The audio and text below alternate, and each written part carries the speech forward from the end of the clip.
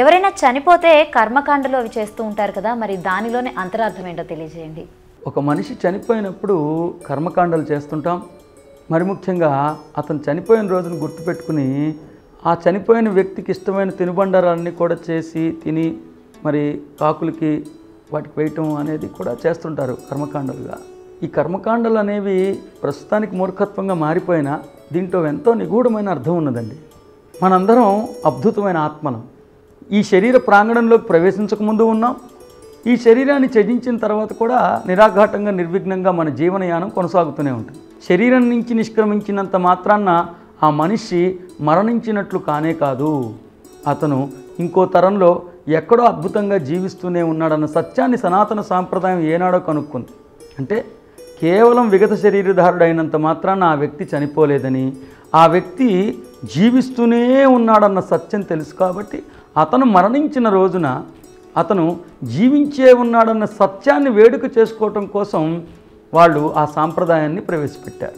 అది వాళ్ళ మరణాన్ని గుర్తు చేయటం కోసం ఏర్పాటు చేయబడింది కాదు.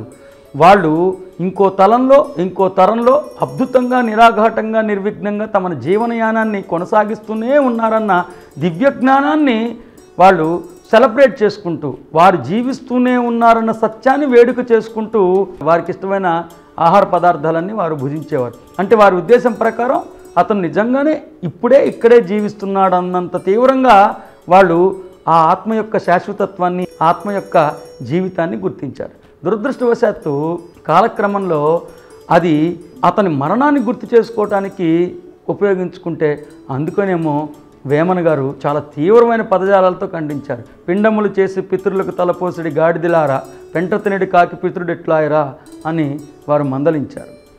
కాబట్టి నేను మాత్రం ఒక విషయాన్ని చెప్తున్నాను.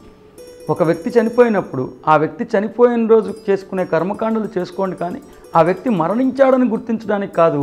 ఆ వ్యక్తి నిరాఘాటంగా నిర్విఘ్నంగా మరో తరంలో మరో తనువులో జీవిస్తూనే ఉన్నాడన్న సత్యాన్ని సెలబ్రేట్ చేసుకోవటం కోసం దాన్ని వినియోగించుకోండి. శ్రీ వివేకానంద గారిచే నిర్వహించబడుతున్న శిక్షణా తరగతులు విజయవాడ, ఏలూరు, రాజమండ్రి, హైదరాబాద్, రాయవరం, ఖమ్మం, తిరుపతి, కాకినాడ, గుంటూరు, అమలాపురం, వరంగల్, సూర్యాపేట, కోదాడ, ముంబై. మీరు సంప్రదించాల్సిన ఫోన్ నంబర్ 9848258366.